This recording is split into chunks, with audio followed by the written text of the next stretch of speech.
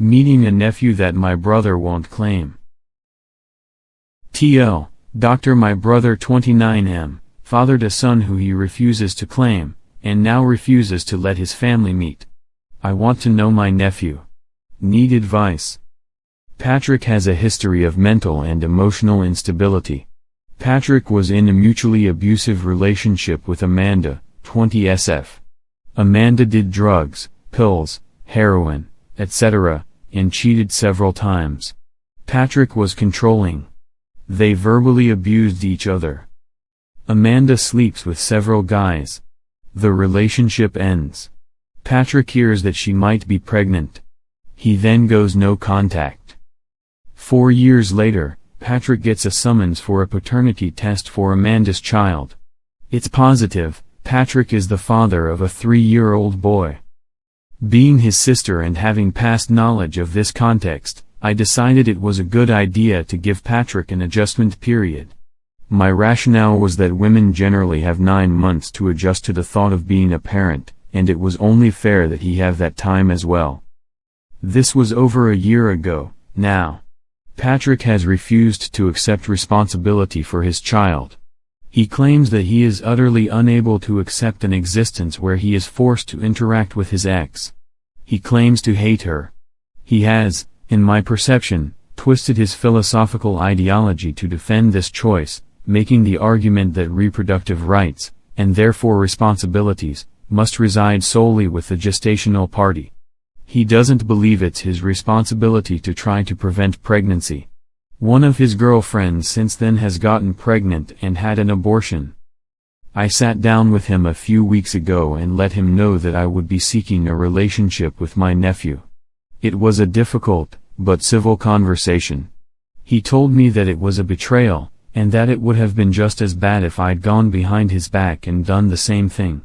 He asked me to think about it more, and I spent a week doing just that.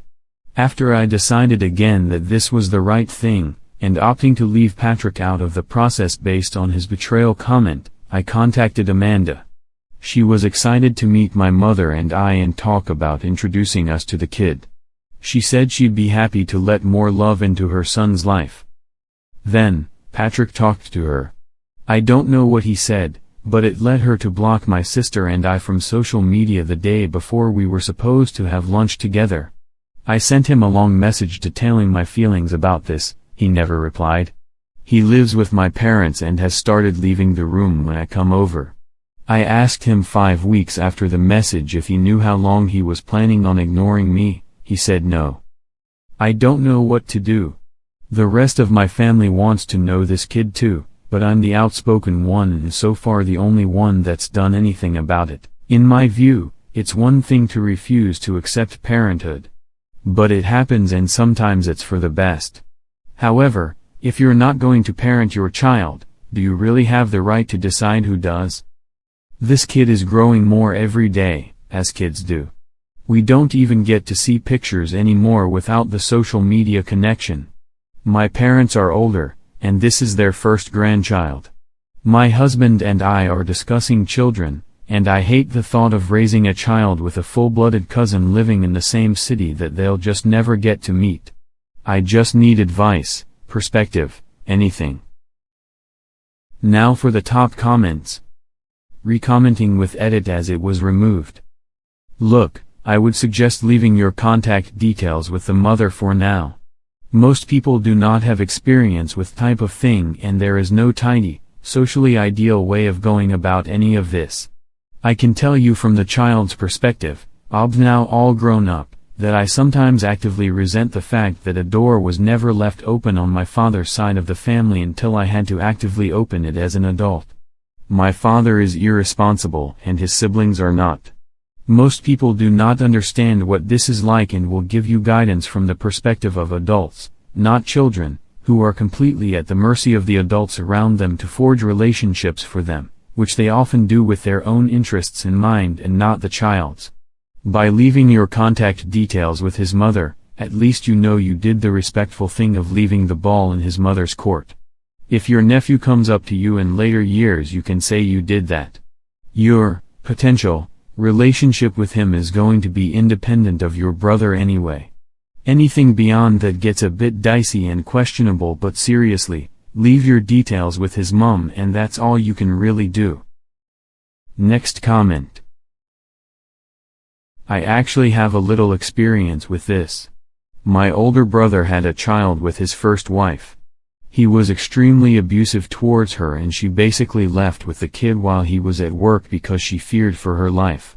My brother was physically and emotionally abusive as well as super controlling.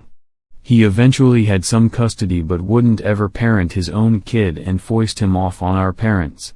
So, his ex-wife stopped all visitation because of that, and my father, it turns out I later found out, was watching porn while looking after my nephew. I was only able to have a relationship with my nephew once my brother decided to use his abuse tactics on my mom once she divorced my dad. I contacted his ex-wife by searching her name on Facebook and asked if my mom and I could have a relationship with my nephew.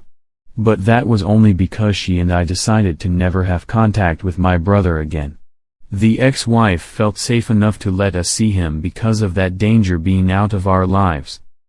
Maybe, if you approach your brother's ex again, say that your brother and the kid will never see each other. Or maybe plan on just meeting separately with the mother and kid. I mean, I had to cut out my brother completely before my brother's ex was comfortable with any contact. He had always been abusive towards me anyway, so it wasn't much of a loss to me in order to do that. Next comment. I think this is about what is best for the 3-year-old boy, as he is the child in this situation. Your brother is selfish and is unlikely to change. I'd just leave him alone and let him get on with his own life. The boy's mother is apparently on board with meeting you all. That is kind and generous of her, and to me suggests that she has grown as a person since your brother knew her. As a single mother, she may very well welcome some additional support from time to time, although that will all have to be on her terms. I think you can have a relationship with your nephew without including your brother. It's probably best that it happens outside of your parents' home, as that is where he lives. I say go ahead, but make sure you go slowly and that you respect your nephew's mother's boundaries. Next comment. It almost sounds like Op's brother got in touch and either threatened her, I'm picturing something along the lines of don't have contact with my family or I'll go for custody just to spite you, or gave her a fake warning that his family was only trying to meet her as a way to try and get custody for themselves. That's the first thing that came to mind when she went from planning to meet up and being on board with fostering a relationship to blocking them after the brother spoke to her. Next comment. Maybe you can write a letter for your nephew letting him know that you and your parents are open to a relationship with him, and ask Amanda if you can leave the letter with her for your nephew to read when he's older. Then, at least he knows you tried and you care, and there may be space for a relationship once he's old enough to have some autonomy. Similarly, if you get Amanda's address, you can send gifts at birthdays and Christmas. I think little gestures like this would go a long way for this kid in feeling like his father's family does care, while still maintaining some boundaries. Sorry you're dealing with this. Next comment. Some of these comments are weird.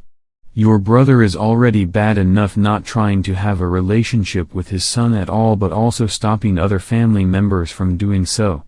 He's only continuing to hurt his son. I would just try to send the mom a letter or something saying you're not sure what happened in that talk with your brother but you still feel the same way, and then it's up to her. I also don't know why people don't understand why you'd want a relationship with your nephew. If one of my brothers had a kid but was a deadbeat, I'd definitely still try to have a relationship as well. Good luck. Next comment. Doesn't seem like him being in that child's life would be healthy for that kid, honestly. Both parents hate each other and it really doesn't seem like they're going to do a great job putting their differences aside. Of course the only info I have is from one Reddit post, so I'm making a lot of assumptions here. I think you should just stay out of it honestly and let him make his decision. Maybe that boy's mother parents him with someone who wants to be in the child's life. Doesn't seem like that person is going to be your brother. Next comment. I'm gonna go against the grain here and say stay out of it. He doesn't want a relationship with the kid, and you sticking your nose into it isn't gonna change that. In fact, it'll cause you to lose a relationship with your brother forever if you continue. You said it yourself, they were both abusive towards each other, and trying to place him back into that situation might cause him to regress. If you're not gonna parent your kid, do you have a right to decide who does? The kid already has a parent, a mother. Don't overstep. Next comment. I grew up with my father, and never saw my mother after I was around 5. I never met any of my aunts/uncles or cousins from my mother's side of the family. Looking back at it now as an adult, I feel rejected by not just my mother, but half of my family. Not sure if they didn't want to see me, my mother told them not to try to see me, or what happened. If you really want to get to know your nephew, you really need to think about how to do so. Would you be willing to do so without telling your brother/the rest of the family? If so, and you have a way to get into contact with your nephew's mother, then reach out. Let her know you want a relationship with him, that you won't tell your brother if that's what she wishes, and then leave it up to her. If she doesn't want you around your nephew at this point, you can't really do anything else.